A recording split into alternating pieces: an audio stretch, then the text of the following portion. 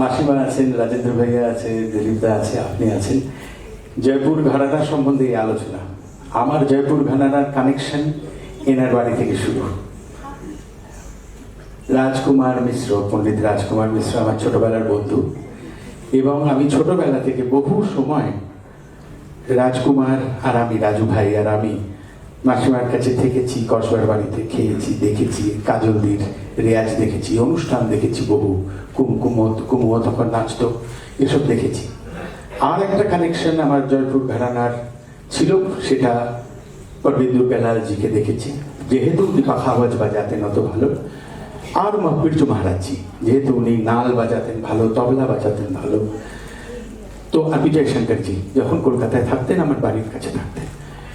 আমি এখানে এই আলোচনা সভাটায় এসেছি অনলি ফর ওয়ান রিজন, সেটা হচ্ছে খুব কম তবলা বাজিয়ে আছে, যেরকম রাজু ভাই একজন, যে ডান্সের সঙ্গে বাজায়, সেটা সরোদ গানের সঙ্গে বাজায় আমার প্রজন্মের।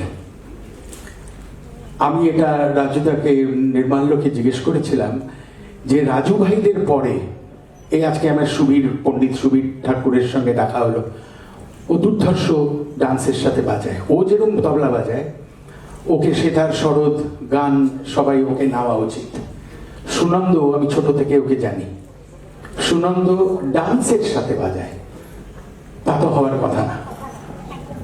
এটার দায় শুধু ডান্সারদের, এর দায়িত্ব ডান্সারদের নিতে হবে, কারণ ডান্সাররা নিজেরা একটা দল বাঁকিয়েছে। আমাদের বড় হওয়ার সময় সেটা ছিল না। আমি কাজলদির অনুষ্ঠান দেখেছি পাটনাতে, আমি গেছি রাজু ভাইদের সাথে এলাহাবাদ কনফারেন্সে, সেখানে বুধাদিত্যদা বাজিয়েছে, काजलदी का भी डांस हुआ। आपका तो कितने दफे हम देखे शंकरलाल में, यहाँ वहां, लेकिन बाद का जो हम देखते हैं कि डांसर लोग अपना डांस करते हैं, बाकी दुनियादारी से कोई मतलब नहीं। কমফর্ট জোন, ওই কমফর্ট জোনের জন্য ডান্সের ক্ষতি হচ্ছে। আজকে আমি এখানে অনেক বাচ্চাদের দেখেছি যারা সেটার সরোদ গানের সঙ্গে তবলা দুর্ধর্ষ বাজায়। তাদের এই জন্য ডেকেছি যে মাসিমাকে ওরা সামনে থেকে দেখবে, রাজেন্দ্র ভাইকে দেখবে, এবং আজকে যারা পারফর্ম করবেন তাদের দেখবে, কাজলদির মেয়েকে দেখবে, আরেকজন ছাত্রী আছে তাদের দেখবে। ডান্সের ফর্ম শিখতে হলে, রাজু ভাই ডান্সের সঙ্গে এত ভালো বাজায়, কিন্তু ও তো সেটা সরোদের সাথেও বাজায়, তাহলে সুবীর কেন বাজায় না? সুনন্দকে এই যে দল বাজিয়েছে, তবলা বাজিয়েদের ভয় হয়ে গেছে,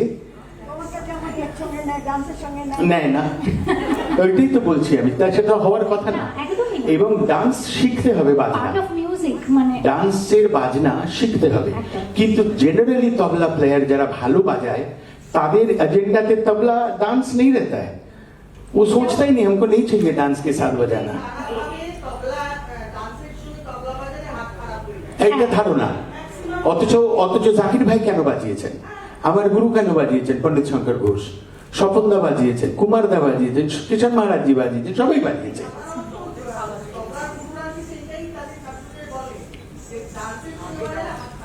কারণ আমার ধারণা এই যে ওয়ার্কশপ, আপনাদের দায়িত্ব যে ভালো ভালো ছেলে যারা সেতার বাজায়, সরোদ বাজায়, তবলা বাজায়, তাদের আপনাদের কাছে নিয়ে তাদের তৈরি করার। এটা হলে ইন্টিগ্রেশন হবে। শুধু আপনি ফেস্টিভ্যাল করবেন, 10 জন লোক আসবে, আপনার কি ভালো কি ভালো কি ভালো, মেইন ফেস্টিভ্যালে কোনো ডান্সারকে ডাকে না, ডান্সের জন্য আলাদা ফেস্টিভ্যাল। ইয়ে কিউ, যেখানে গাইয়ে আসবে, সরোদ আসবে, সেতার আসবে, সেখানে একটা ভালো ডান্সারও আসবে।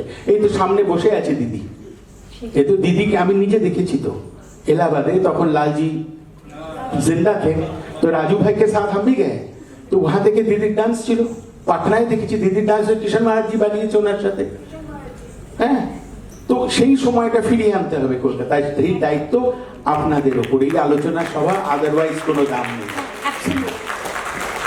আমার জয়পুর ঘরানা সম্বন্ধে এইটুকুই জানার যে the great Pandit Ram Gopal Mishraji lived in Calcutta.